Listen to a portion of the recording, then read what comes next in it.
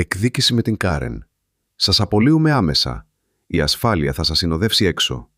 Είπε χωρίς καν να σηκώσει τα μάτια από τον ολοκαίνουργιο εταιρικό της φορητό υπολογιστή. Ακόμα στη μέση της σύνδεσης, στον λογαριασμό της στο Slack για πρώτη φορά. Η νύφη του CEO. Πρώτη μέρα, πρώτο γραφείο. Εγώ. Καμία χειραψία. Καμία εξήγηση.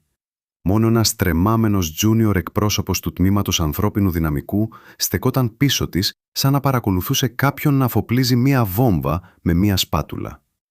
Το μελάνι στο πακέτο ένταξής της ήταν ακόμα νοπό και εκείνη έπαιζε ήδη τον Δήμιο. Είχε τα ξανθά μαλλιά της σε ψηλή αλογοουρά, το βιογραφικό της τυπωμένο σε χοντρό κρέμ χαρτόνι και την αυτοπεποίθησή της από το MBA φουσκωμένη σαν φουσκωτό κάστρο σε πάρτι διαζυγίου.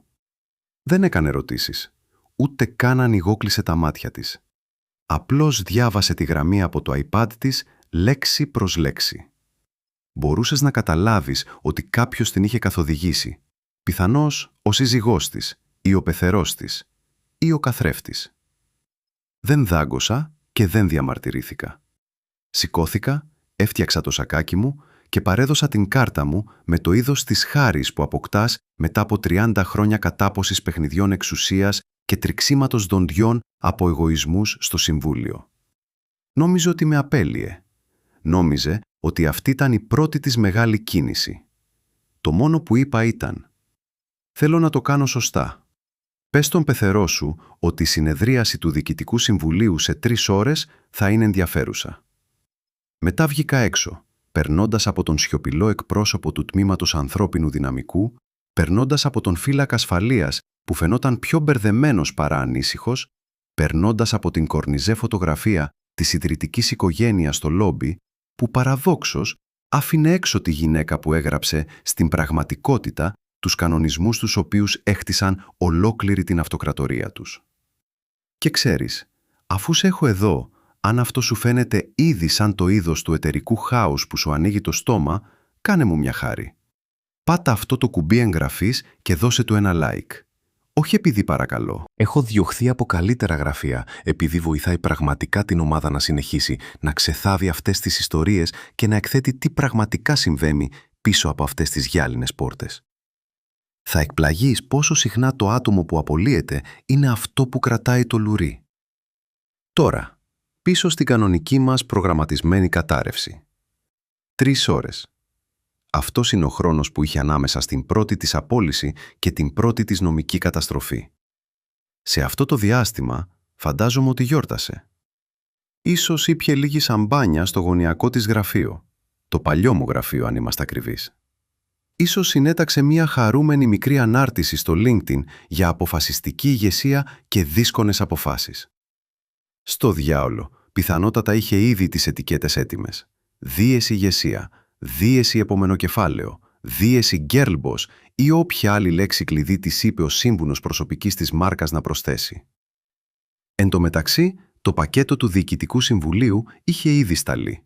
Άρθρο 17Γ με τίτλο «Απλά έκτακτη επανατοποθέτηση και αναστολή ψήφου». Θαμμένο στην αρχική συμφωνία μετόχων σαν άρκη που κανείς δεν περίμενε να πατήσει. Γραμμένο από εμένα, ελεγμένο από νομικούς, υπογεγραμμένο από κάθε επενδυτή που ρώτησε ποτέ. Αλλά τι συμβαίνει αν η ηγεσία ξεφύγει? Η απάντηση είναι, αν ένας εκτελεστικός διευθυντής απολυθεί, χωρίς επίσημη ψηφοφορία του Διοικητικού Συμβουλίου και αυτή η απόλυση ξεκινήσει από έναν διορισμένο χωρίς μετοχές. Λοιπόν, τότε ο διορισμένος χάνει όλη την προσωρινή εξουσία. Το Διοικητικό Συμβούλιο συνέρχεται εντός της ημέρας. Η δύναμη ψήφου επιστρέφει στον πλειοψηφόντα μέτοχο. Εγώ. Επειδή, ενώ εκείνη έπινε σαμπάνια και μετρούσε για νέες κουρτίνες, εγώ κατέθετα την ενεργοποίηση αυτού του άρθρου, χρονολογημένο, υπογεγραμμένο, χρονοσημασμένο και παραδομένο με courier σε κάθε μέλος του Διοικητικού Συμβουλίου, επενδυτή και γενικό σύμβουλο που συνδέεται με αυτήν την εταιρεία. Και σε αντίθεση με το πακέτο καλωσορίσματός της, το δικό μου ήρθε με πιστοποιημένη απόδειξη παραλαβής. Νόμιζε ότι θα έφευγα ήσυχα. Αυτό που δεν ήξερε ήταν ότι δεν έχτισα ποτέ αυτήν την εταιρεία για να την βλέπουν. Την έχτισα για να είναι ασφαλής από ανθρώπους ακριβώς σαν αυτήν. Δικαιωματικούς, ανυπόμονους, που τους δόθηκε εξουσία σαν να ερχόταν με τον κωδικό πρόσβασης Wi-Fi της οικογένειας. Δεν ήταν η πρώτη που με υποτίμησε. Αλλά μπορεί να είναι η τελευταία, επειδή μέχρι να φτάσει η ανάρτησή της στο LinkedIn στη μέση της σύνταξης, το όνομά της είχε ήδη επισημανθεί στο σύστημα. Άγνωστος εκτελεστικός, χωρίς δικαιώματα ψήφου, εκκρεμής έλεγχος από μετόχους. Και ο ιδρυτής, ο πεθερός της, δεν είχε δει ακόμα το πακέτο. Αλλά θα το έβλεπε. Θα το έβλεπε. Υπάρχει λόγος που το όνομά μου δεν εμφανίζεται στα γυαλιστερά εταιρικά φυλάδια ή στη σελίδα «Σχετικά με μας». Ήμουν η σκιά στην κατασκευή, το άρθρο στο συμβόλαιο, η κλήση που έκανες όταν τα φώτα του συμβουλίου ήταν σβηστά και η SEC κυκλοφορούσε σαν γεράκι. Ποτέ δεν ήθελα το φως της δημοσιότητας. Ήθελα δομή, σταθερότητα, μόχλευση και μετοχές. Θεέ μου, τις μετοχές. Ενώ εκείνοι ονόμαζαν αίθουσες συνευριάσεων από εγγόνια ιδρυτών και μοίραζαν πλακέτες σε ανθρώπους που ήταν εδώ 5 οικονομικά τρίμηνα, εγώ έπαιρνα πληρωμή σε ποσοστά. Μισό πόντο εδώ, έναν ολόκληρο πόντο εκεί. Μετοχές, όχι μπόνους. Μετοχές ψήφου, όχι τίτλους. Κάθε φορά που έκλεινε μια συμφωνία ή ένας επενδυτής πλησίαζε, διαπραγματευόμουν ένα ακόμα ψήγμα. Ήσυχα, αποτελεσματικά.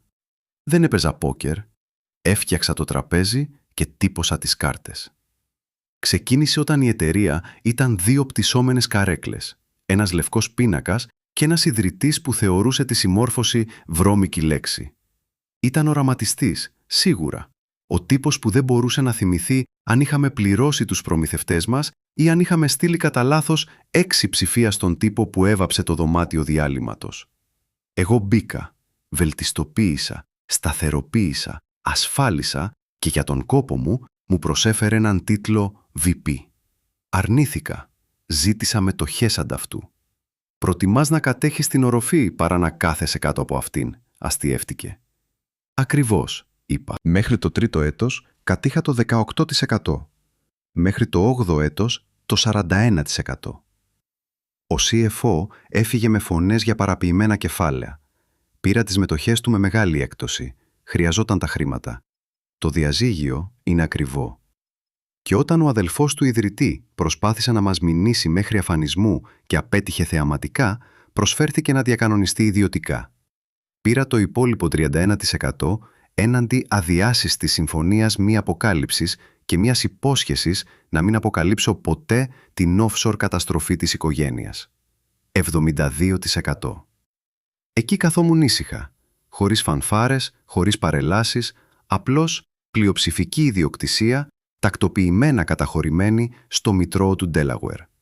Και φωλιασμένο μέσα σε αυτήν την ιδιοκτησία ήταν το άρθρο 17Γ, ένα παράξενο μικρό παράρτημα που κανείς δεν ενοχλήθηκε ποτέ να διαβάσει επειδή ποτέ δεν είχαμε... Το άρθρο έλεγε ότι αν ένας μη μετοχικός εκτελεστικός διευθυντής απολύσει ποτέ έναν εταιρικό αξιωματούχο χωρίς ψηφοφορία του Διοικητικού Συμβουλίου, όλες οι εκτελεστικές εξουσίες θα ανασταλούν εν αναμονή ελέγχου από τους μετόχους. Ήταν ένα άρθρο για έκτακτες ανάγκες, προδοσίες, ηλιθιότητα. Το έγραψα αφού μια νεότερη εκδοχή του ανιψιού του ιδρυτή προσπάθησε να απολύσει ολόκληρο το τμήμα marketing κατά τη διάρκεια μιας κρίσης τιμού. Παρακολούθησα το LinkedIn του να σκοτεινιάζει σε 48 ώρες. Αυτή ήταν η τελευταία φορά που κάποιος άγγιξε εξουσία που δεν κέρδισε μέχρι τώρα. Επειδή αυτό που η Ξανθούλα δεν κατάλαβε, αυτό που κανείς δεν της είπε στην ακριβή της σχολή διοίκησης επιχειρήσεων, ήταν ότι η κληρονομιά ενός τίτλου δεν σημαίνει κληρονομιά ελέγχου. Ο έλεγχος δεν χαρίζεται. Δεν είναι στο επώνυμό σου ή στην πόρτα του γραφείου σου. Είναι στα συμβόλαια, στην ψηλή γραφή, στο άρθρο που γράφτηκε κατά τη διάρκεια μιας κλήσης στις 2 Προμεσημβρίας με έναν παρανοϊκό επενδυτή από τη Βοστόνη που ήθελε να μάθει τι θα συνέβαινε αν το ανόητο παιδί κάποιου προαχθεί. Αποδεικνύεται ότι ενεργοποιείται ακριβώς έτσι.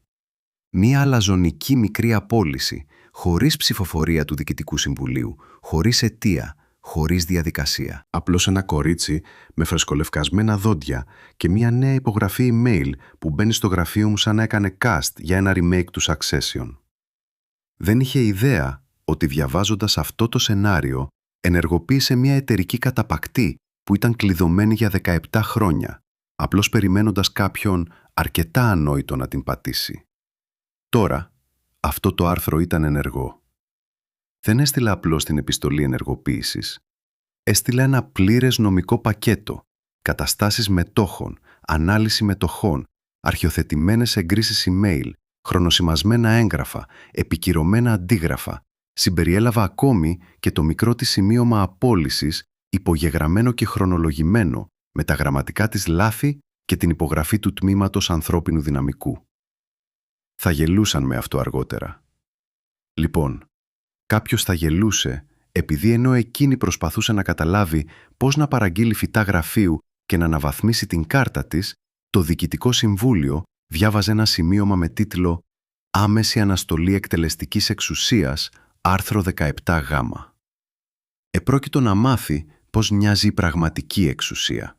Και ο ιδρυτής δεν είχε ιδέα ότι το νεότερο οικογενειακό του κοιμήλιο είχε πατήσει μια νάρκη με το όνομά της χαραγμένο στη σκανδάλη. Αλλά αυτή η κλίση ερχόταν και αυτός δεν θα γελούσε.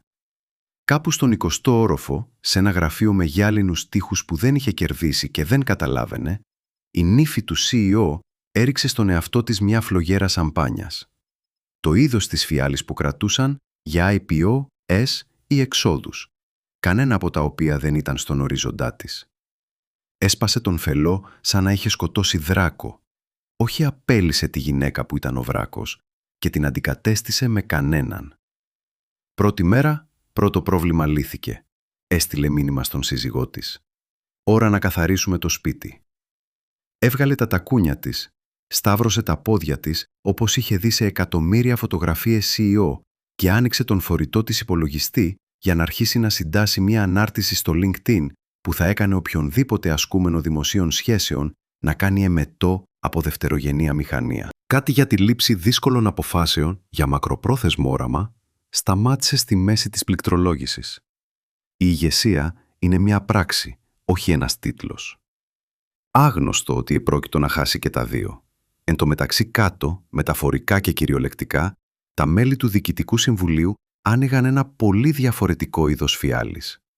Μια σφραγισμένη σε πυρήμαχο φάκελο FedEx με σφραγίδα εμπιστευτικότητας ενεργοποίηση άρθρου 17Γ. Ο courier είχε φτάσει 15 λεπτά νωρίτερα. Παρέδωσε τα πακέτα σε βοηθούς εκτελεστικών διευθυντών σαν να ήταν κλήσεις ενόρκων και έφυγε χωρίς να πει λέξη. Μέσα σε αυτό το πακέτο ήταν μια στίβα 3 ιντσών κόλασης. Εξώφυλλο, ενεργοποίηση άρθρου 17Γ, πρόταση μετάβασης μετόχων. Υπότιτλος. Έτοιμα για άμεση έκτακτη συνεδρίαση του Διοικητικού Συμβουλίου σύμφωνα με το άρθρο 8.4. Επισυναπτώμενη ήταν μια υπογεγραμμένη επιστολή ενεργοποίησης χρονολογημένη εκείνο το πρωί, χρονό. Η τρίτη φορά που σήκωσε το τηλέφωνο και όλα άλλαξαν. Ο ιδρυτής βρισκόταν στη μέση του swing στο 7ο χτύπημα στο country club που είχε συγχρηματοδοτήσει, μασώντας ένα πουρο που τέριαζε με το μαύρισμα και το εγώ του. Όταν ήρθε η πρώτη κλήση, αγνοήθηκε. Η δεύτερη, 2. Μόνο στο τρίτο χτύπημα, επίμονο, κοφτό από την προσωπική γραμμή του Γενικού Συμβούλου του, γρίλησε, άφησε κάτω το μπαστούνι και ξεσπάθωσε. Αυτό καλύτερα να είναι καλό. Αυτό που ακολούθησε δεν ήταν καλό. Ούτε καν κακό. Ήταν καταστροφικό. «Χρειάζομαι να επιστρέψεις στα κεντρικά», είπε η φωνή στην άλλη άκρη. «Τώρα μαλώνω». «Τι, γιατί», βρόντιξε. «Πρέπει να το ακούσεις από κοντά. Υπέγραψε κάτι». Κλικ. Δεν τελείωσε το γύρο. Δεν άφησε φιλοδόρημα στον Κάντι. Δεν άλλαξε τα παπούτσια του.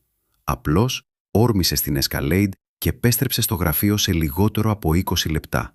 Ένα ολυμπιακό ρεκόρ για κάποιον που συνήθως χρειαζόταν 2 βοηθούς και έναν σοφέρ μόνο για να περάσει την μπροστινή πόρτα. Όταν έφτασε, η νομική υπηρεσία περίμενε. Το ίδιο και ο CFO του, μια τρεμάμενη βοηθός, μια μισογεμάτη αίθουσα συνεδριάσεων όπου κανείς δεν χαμογελούσε πια. Ο Γενικός Σύμβουλος δεν έχασε χρόνο. Απλώς άνοιξε έναν δερμάτινο φάκελο, πήρε μία ανάσα και διάβασε. Σύμφωνα με την παράγραφο 17 γ της τροποποιημένης συμφωνίας μετόχων, οποιαδήποτε εκτελεστική λύση εργασίας που πραγματοποιείται από μη μετοχικό διορισμένο χωρίς προηγούμενη ψηφοφορία του Διοικητικού Συμβουλίου θα έχει ως αποτέλεσμα την άμεση ανάκληση κάθε προσωρινής ηγετικής εξουσίας. Αναστολή διορισμών ΣΙΟΙΤ που έγιναν εντός των τελευταίων 48 ωρών. Αυτόματα αναβολή της εκτελεστικής εξουσίας στον πλειοψηφόντα μέτοχο εν αναμονή έκτακτης αναθεώρησης από το Διοικητικό Συμβούλιο. Ο ιδρυτής πάγωσε για ένα δευτερόλεπτο. Έμοιαζε σαν να μην είχε ακούσει αγγλικά. Τότε η σιαγώνα του σφίχτηκε. Η κρόταφή του πάλονταν και γρίλησε. Ποιος υπέγραψε την απόλυση? Κανείς δεν απάντησε. Ρώτησε ξανά, πιο δυνατά, πιο απελπισμένα. Ποιος στο διάολο υπέγραψε την απόλυση? Ο CFO κατάπιε δύσκολα. Τα μάπια του έτρεχαν προς την νεαρή βοηθό που έμοιαζε ότι θα έκανε μετό στο τάμπλετ της. Τέλος, ο Γενικός Σύμβουλος απάντησε ψυχρά και αμήλικτα. Μόνο η μύφη σου. Η σιωπή σε εκείνο το δωμάτιο ήταν χειρουργική. Ο ιδρυτής ανοιγόκλεισε τα μάτια του αργά μία φορά, μετά ξανά. Το χρώμα είχε φύγει από το πρόσωπό του, σαν να είχε τραβήξει κάποιος ένα βίσμα πίσω από τα αυτιά του. Αυτή δεν έχει εξουσία υπογραφής, είπε, σαν να το έλεγε φωναχτά, θα μπορούσε κάπως να γυρίσει το χρόνο πίσω. Όχι, είπε ο δικηγόρος. Δεν έχει. Ποτέ δεν είχε. Είναι CSO. Διορίστηκε CSO από εσάς, επικυρώθηκε από το Διοικητικό Συμβούλιο και δεν κατέχει καθόλου μετοχές. Η εξουσία της είναι εντελώς παράγωγη, που σημαίνει ότι σύμφωνα με την παράγραφο 17 γ, η μονομερής λύση εργασίας εταιρικού στελέχους είναι άκυρη και παράνομη. Ο ιδρυτής πέρασε το χέρι του πάνω από το στόμα του, περπατώντας και μουρμουρίζοντας κάτω από τη μύτη του. Ιησού Χριστέ.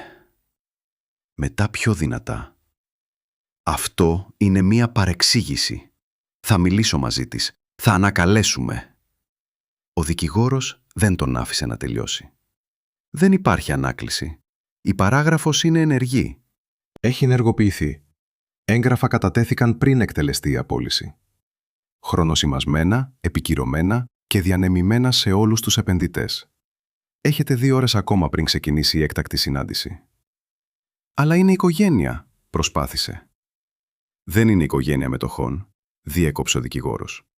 Και αυτή τη στιγμή κάθεται στο γραφείο του πρώην συμβούλου σας, τρώει φράουλες και ρωτάει πώς να αλλάξει την αποστολή της εταιρείας. Ο ιδρυτής κάθισε απότομα σαν να τον είχε γρονθοκοπήσει η καρέκλα. Τα χέρια του έτρεμαν. Όχι πια ο αλαζονικός πατριάρχης ενός χαρτοφυλακίου δισεκατομμυρίων, απλώς ένας γυράσκον άντρας που συνειδητοποίησε ότι είχε δώσει ένα φορτωμένο όπλο σε κάποιον που πίστευε ότι η ασφάλεια ήταν προαιρετική. «Πού είναι?»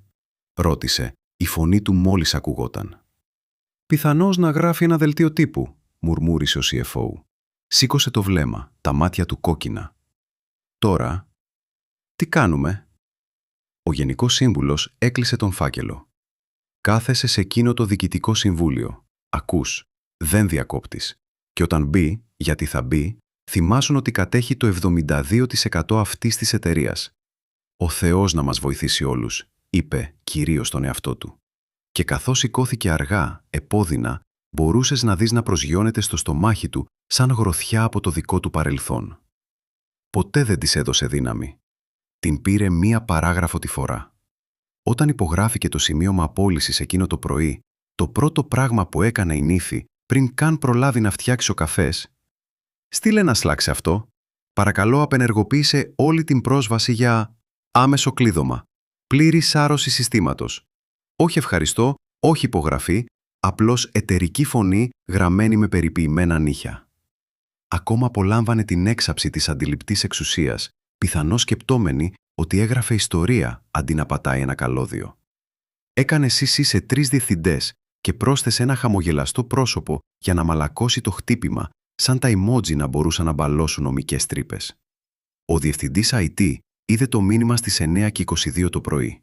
Το κοίταξε μετά τον τερματικό, μετά τη λίστα εσωτερικού Μητρώου, την πραγματική, όχι τα ταμπλό ματαιοδοξίας που χρησιμοποιούσε η site για παρουσιάσεις στο Διοικητικό Συμβούλιο. Αυτό ήταν το back-end, τα οστά. Και εκεί, με έντονα γράμματα, κύριος διαχειριστής DOT. Κάτοχος διακριτικού εξουσίας συμμόρφωσης, ψηφιακός υπογράφων νομικών για συμβατικές δεσμεύσεις. Έλεγχος Μητρώου μετόχων. Πρόσβαση ελέγχου μεριδίου κεφαλαίου 72,04%. Δεν πάγωσε το λογαριασμό, δεν την κλείδωσε, ούτε καν απάντησε. Ανταυτού πήγε τον φορητό του υπολογιστή στη νομική υπηρεσία, τον ακούμπησε απαλά σαν βόμβα με χρονόμετρο να χτυπάει κάτω από το πληκτρολόγιο και είπε «Είναι ακόμα πλήρως συνδεδεμένη. Αν την απενεργοποιήσω, χάνουμε την πρόσβαση σε 3 εργαλεία συμμόρφωσης, 7 πύλες επενδυτών, το API αυτόματης υποβολής SEC, το Μητρώο μετόχων». Η νομική υπηρεσία ούτε καν σήκωσε το βλέμμα. «Μη το αγγίξεις». 10 λεπτά αργότερα, η νύφη πέρασε από εκεί, συμπεριφερόμενη σαν να διεύθυνε το μέρος. Ο IT guy δεν είπε τίποτα. Η νομική υπηρεσία είπε λιγότερα. Το κτίριο είχε ησυχάσει, σιωπηλό σαν πτέρυγα νοσοκομείου πριν από κακά νέα. Πίσω στο γραφείο της, επέστρεψε στην ημιτελή ανάρτησή της στο LinkedIn. Την διάβασε δυνατά μία φορά. «Σήμερα έκανα την πρώτη μου δύσκολη απόφαση ως επικεφαλής στρατηγικής. Η ηγεσία σημαίνει προτεραιότητα στην υγεία της εταιρείας, ακόμα και όταν είναι άβολο. Είμαι περήφανη για την κατεύθυνσή μας. Δίεση ηγεσία, δίεση στρατηγική, σκέψη». Επόμενο κεφάλαιο. Κοίταξε τον αναβοσβήνοντα κέρσορα. Πρόσθεσε μία γραμμή. Μία νέα εποχή ξεκινά. Αλλά τα δάχτυλά της δεν κινήθηκαν για να πατήσουν δημοσίευση. Όχι ακόμα, γιατί κάτι δεν πήγαινε καλά. Το inbox της είχε ησυχάσει. Καμία νέα μηνύματα από την νομική υπηρεσία. Καμία συγχαρητήρια απάντηση από το Διοικητικό Συμβούλιο. Και παρατήρησε κάτι άλλο. Το ψηφιακό ταμπλό που συνήθως εμφάνιζε όρια ψηφοφορίας και λειτουργικές μετρήσεις ήταν γκριζαρισμένο, σαν κάποιος να είχε πατήσει ένα διακόπτη που δεν ήξερε ότι υπήρχε. Προσπάθησε να αποκτήσει πρόσβαση στον πίνακα κεφαλαιοποίησης. Σφάλμα. Προσπάθησε να εγκρίνει το δικό της αίτημα εξόδων. Απορρίφθηκε. Προσπάθησε να προγραμματίσει ένα σημείωμα ηγεσίας μέσω εσωτερικών επικοινωνιών. Μπλοκαρισμένο. Τα ψηφιακά συστήματα δεν κατέρεαν. Την απέρριπταν. Και τότε, σαν να κλήθηκε από τον ίδιο τον τρόμο, το τηλέφωνο της δόνησε. Άγνωστος αριθμός. Ένα μήνυμα. Ο επικεφαλής επενδυτής. «Τι συμβαίνει? Νόμιζα ότι ήταν άτρωτη». Το ξαναδιάβασε 2 φορές. Το στόμα της στεγνό, μετά έλεγξε τον αποστολέα. Επιβεβαίωσε ότι δεν ήταν φάρσα. Επικεφαλής επενδυτής. Αυτός που προσωπικά πέταξε σε όλη τη χώρα πέρυσι για να την παρακαλέσει να μεσολαβήσει σε μια συγχώνευση. Άτρωτη. Αυτή η λέξη δεν αφορούσε εκείνη. Αφορούσε τη γυναίκα που μόλις είχε προσπαθήσει να διαγράψει. Η ίδια γυναίκα που εξακολουθούσε να αναφέρεται ως κύριος υπογράφων σε κάθε σύστημα. Η ίδια γυναίκα της οποίας το όνομα εμφανιζόταν στο ψηφιακό μητρό σαν τον ριζικό κατάλογο ενός δικτύου που ποτέ δεν έμαθε καν να πλοηγείται. Η ίδια γυναίκα που σύμφωνα με τον πίνακα κεφαλαιοποίησης αρχιοθετημένο στην πύλη επενδυτών μας εξακολουθούσε να κατέχει το μέρος. Κοίταξε την ανάρτησή της στο LinkedIn. «Σήμερα έκανα την πρώτη μου δύσκολη απόφαση». Έσβησε τα πάντα. Η ανάρτηση παρέμεινε στο πρόχειρο. Ούτε καν έκλεισε το παράθυρο, απλώς το κοίταξε. Χλωμή τώρα, το ένα χέρι παγωμένο πάνω στο ποντίκι. Σε ένα άλλο γραφείο, το πρόσωπο του ιδρυτή ήταν θαμμένο στα χέρια του. Και σε όλο το κτίριο, ο διευθυντής IT έκανε ήρεμα αντίγραφο ασφαλείας του Μητρώου σε μια ασφαλή μονάδα δίσκου, με την ετικέτα σύμφωνα με την παράγραφο 17Γ. Εκείνη τη στιγμή, η νύφη συνειδητοποίησε κάτι που η Σχολή Διοίκησης Επιχειρήσεων δεν της είχε διδάξει ποτέ. Δεν διαγράφεις μια βασίλισσα από το Διοικητικό Συμβούλιο. Απλώς ενεργοποιείς την επόμενη κίνησή της. Η αίθουσα συνεδριάσεων ήταν ήδη γεμάτη μέχρι να φτάσει. Το είδος του γεμάτου που δεν επιτρέπει συζήτηση, μόνο βλέμματα, κοφτές ψιθύρους. Οι καρέκλες μετακινήθηκαν για παράσταση. Χωρίς γλυκά, χωρίς καφέ, μόνο νερό. Ο πάγος έλειωνε αργά σε ιδρωμένα ποτήρια, σαν η θερμοκρασία να είχε πέσει 10 βαθμούς και κανείς να μην ήθελε να το πει φωναχτά. Μπήκε φορώντας ένα κρέμ κοστούμι εξουσίας που δεν είχε δει ποτέ δικαστήριο. Η έκφρασή της η ίδια γυαλιστερή αλαζονία που φορούσε όλο το πρωί, σαν αυτή να ήταν απλώς μία άλλη συνάντηση σε μία λίστα. Έσφιξε τον τερμάτινο φάκελό της, αδιάφορη για την καταιγίδα στην οποία είχε μπει. Λίγα κεφάλια γύρισαν, αλλά κανένα με το χαμόγελο που περίμενε. Τα περισσότερα απέφυγαν την οπτική επαφή εντελώς. «Καλησπέρα», τσίριξε, κάνοντας μια μικρή υπόκλιση στην καρέκλα στην κεφαλή του τραπεζιού. Κινήθηκε προς αυτήν. Κανείς δεν κοιμήθηκε για να την σταματήσει μέχρι να καθίσει στα μισά. Τότε ο πρόεδρος του Διοικητικού Συμβουλίου, ένας γέρος με δάχτυλα σαν ξύλο και μνήμη σαν αρχαιοθήκη, καθάρισε τον λαιμό του. «Μπορείτε να παρατηρήσετε, φυσικά», είπε ψυχρά, «αλλά αυτή η θέση είναι κρατημένη». Ανοιγόκλεισε τα μάτια. Σταμάτησε εν κινήσει. «Κρατημένη για ποιον?» Η αίθουσα δεν απάντησε. Ανταυτού, ο Γενικός Σύμβουλος μίλησε από το άλλο άκρο του τραπεζιού, κλείνοντας ένα παχύ πακέτο εγγράφων με χειρουργική ηρεμία. «Σύμφωνα με την παράγραφο 17 γ της Συμφωνίας Μετόχων, ο διορισμός σας ως επικεφαλής στρατηγικής έχει ανασταλεί άμεσα, εν αναμονή αναθεώρησης από τους μετόχους». Η φωνή της ήταν μικρή αλλά κοφτερή. «Συγγνώμη. Ανασταλεί», επανέλαβε ο σύμβουλος. «Άκυρο. Νομικά μιλώντας, δεν κατέχετε μετοχές ούτε ψή». Στις ακριβώς 2:59 μετά μεσημβρίας, υπόμορτα γύρισε αργά, σκόπιμα, μπορούσες να νιώσεις το δωμάτιο να τεταίνεται σαν ζωντανό καλώδιο. Κανείς δεν μιλούσε. Ακόμη και η νύφη σταμάτησε να παίζει με το στυλό της. Μπήκε στις 3 ακριβώς, χωρίς βιασύνη, χωρίς φανφάρες. Φορούσε το ίδιο μαύρο κοστούμι που την είχαν δει 1000 φορές πριν, κομμένο σαν δεύτερο δέρμα. Όχι φανταχτερό, όχι φωνακλάδικο, αλλά αναμφισβήτητα δικό της. Το είδος της παρουσίας που δεν χρειαζόταν εισαγωγή ή εξήγηση. Definition.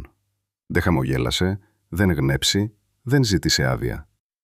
Πήγε κατευθείαν στην κεφαλή του τραπεζιού, την θέση που ο ιδρυτής δεν είχε αγγίξει από τότε που τα νύχια προσγειώθηκαν σαν γκιλοτίνα, και έβαλε έναν δερμάτινο φάκελο μπροστά της.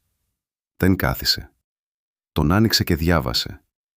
Η φωνή της ήταν ήρεμη.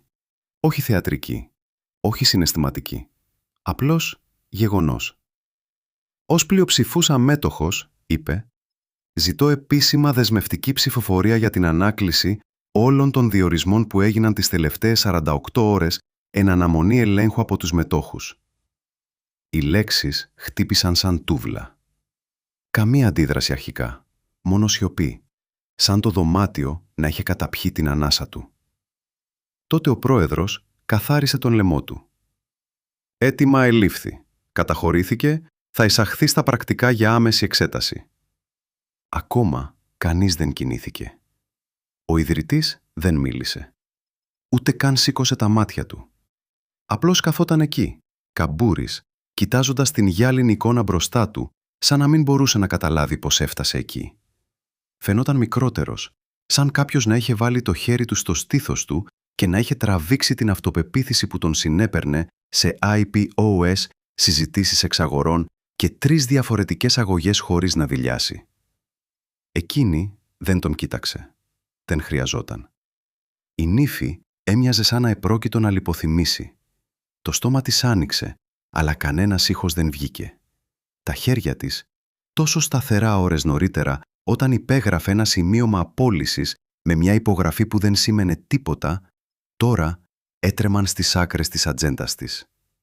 Και πάλι δεν μίλησε.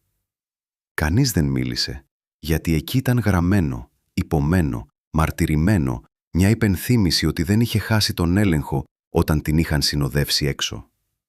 Τους είχε δώσει την ψευδαίσθηση του. Τους άφησε να παίξουν, ντυμένοι με τίτλους και γραφή αγωνίας και συνδεδεμένα πανό, ενώ εκείνη τραβούσε τα νήματα πίσω από ηχομονωμένη νομική θωράκιση. Νόμιζαν ότι θα έφευγε. Νόμιζαν ότι η ταυτότητα σήμαινε δύναμη.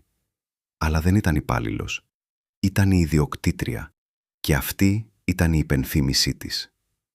Ο δικηγόρος επιβεβαίωσε την κατάθεση. Ο νόμος 17C ενδυναμώνει την εξουσία του πλειοψηφούντος μετόχου να παρακάμπτει ενδιάμεσες εκτελεστικές αποφάσεις εν αναμονή επαλήθευσης από το Διοικητικό Συμβούλιο. Μια ψηφοφορία μπορεί να προχωρήσει. Ο πρόεδρος γνέψει. Το αίτημα είναι ενεργό. Το Διοικητικό Συμβούλιο θα επανέλθει ιδιωτικά για επιβεβαίωση. Θα ενημερωθείτε για τα αποτελέσματα μέχρι το τέλος της εργάσιμης ημέρας. «Θα μείνω», είπε. Όχι αίτημα, όχι απειλή, απλώς δήλωση γεγονότος. Κάποιος ρώτησε απαλά. «Θα θέλατε να καθίσετε?» Τελικά γύρισε.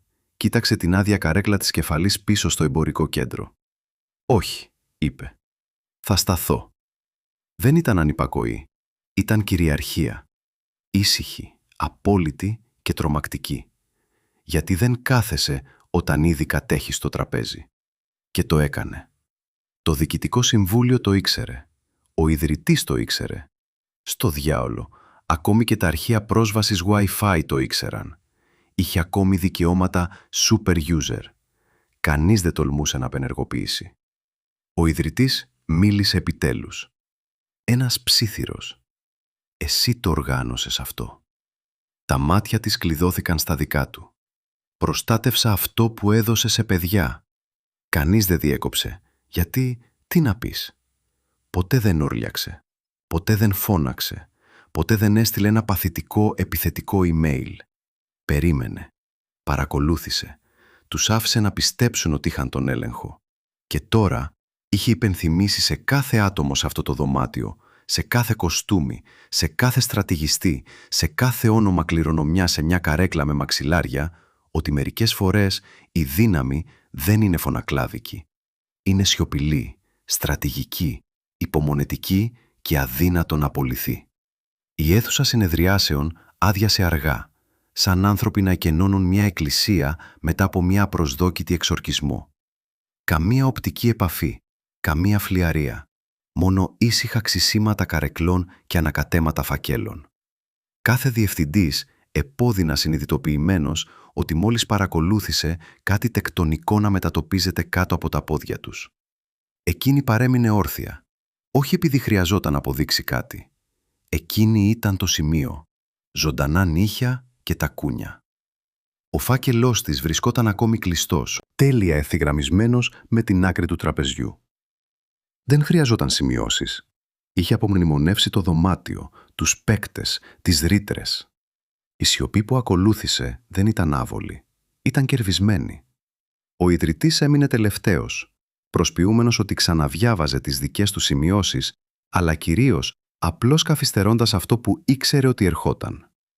Τελικά, όταν η πόρτα έκλεισε πίσω από τον τελευταίο καθυστερημένο, σήκωσε το βλέμμα του. «Μπορούμε να μιλήσουμε ιδιωτικά?» ρώτησε. Εκείνη έκανε την πιο αχνή υπόκλιση και πήγε σε ένα μικρό διπλανό δωμάτιο εκτός της αίθουσας συνεδριάσεων που προοριζόταν για πλευρικές συζητήσεις που συνήθως αφορούσαν μπόνους, όχι τελεσίγραφα.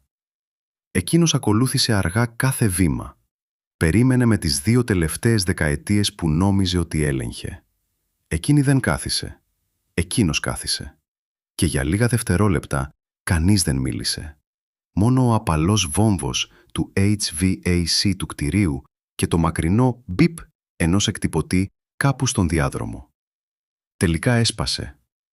«Δεν ξέρω τι να πω». «Δεν χρειάζεται να πεις τίποτα», είπε η φωνή της σταθερή. «Πρέπει να επιλέξεις». Άνοιξε τον φάκελο για τελευταία φορά. Γλίστρισε 2 φύλλα πάνω στο τραπέζι δίπλα-δίπλα. Χωρίς θεατρινισμούς, απλώς οι όροι. Αριστερή σελίδα, πρόταση εξαγοράς. Αγορά του 72% των μετοχών της προς 10 φορές την τρέχουσα αποτίμηση. Καθαρό. Χωρίς δικαστικές διαμάχες. Καμία ρήτρα δεν έμεινε στο πτώμα. Θα μπορούσε να κρατήσει το κτίριο, το όνομα, το περίβλημα. Δεξιά σελίδα. Όρια αναδιοργάνωσης. Εκείνη παραμένει πλειοψηφούσα μέτοχος. Εκτελεστική πρόεδρος. άμεση αναδιάρθρωση όλων των ελέγχων τμήματων. Ιχνηλατήσεις περιουσιακών στοιχείων. Όχι πια νεποτισμός. Όχι πια τελετουργική τίτλη. Αναλαμβάνει δημόσια τα ηνία. Κοίταξε και τα δύο σαν να ήταν γραμμένα σε αρχαία γραφή. «Χρειάζομαι χρόνο», μουρμούρισε. Είχες χρόνο. Τα μάτια του έτρεξαν προς τα πάνω. Δεν υπήρχε δηλητήριο στα δικά της. Καμία κακία. Μόνο η αμήλικτη σαφήνεια κάποιου που πέρασε 20 χρόνια προετοιμαζόμενος για αυτήν ακριβώς τη στιγμή, ενώ όλοι οι άλλοι έπεσαν μουσικές καρέκλες με τίτλους. «Δεν σκόπευα ποτέ να φτάσει έτσι», είπε αδύναμα. Εκείνη γύρισε το κεφάλι της. «Τότε θα έπρεπε να έχεις διαβάσει αυτό που υπέγραψες». Αυτή η γραμμή χτύπησε δυνατά γιατί δεν ήταν σκληρή, ήταν ακριβής. Έφτασε στο φύλλο εξαγοράς. Το χέρι του αιωρούνταν, αλλά δεν το άγγιξε. «Θα έφευγες, έτσι απλά. Καθάρισε το σπίτι ή πούλησε», είπε. «Αλλά δεν θα αφήσω αυτό το μέρος να σαπίσει κάτω από το όνομά σου». Εκείνος τινάχτηκε. «Στο όνομά σου». Γιατί η αλήθεια ήταν, το όνομά της ήταν πάντα απούσα από τις πλάκες. Αλλά παρόν στους καταστατικούς νόμους, στα οικονομικά, στους ελέγχους κινδύνου, στα συμβόλαια που ποτέ δεν διάβασε πραγματικά. Το όνομά της ήταν στις υποσημειώσεις που έκαναν την αυτοκρατορία νόμιμη. «Θέλεις εκδίκηση?» ρώτησε σχεδόν στον εαυτό του. Εκείνη δεν απάντησε, γιατί δεν ήταν εκδίκηση. Ήταν δομή, συνέπειες.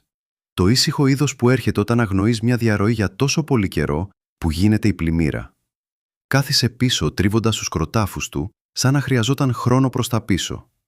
Εκείνη στεκόταν απόλυτα ακίνητη, αφήνοντάς τον να βυθιστεί στην πραγματικότητα που είχε χτίσει σε υποθέσεις και επώνυμα. Μετά από μια μακρά παύση ρώτησε «Πόσο χρόνο έχω?»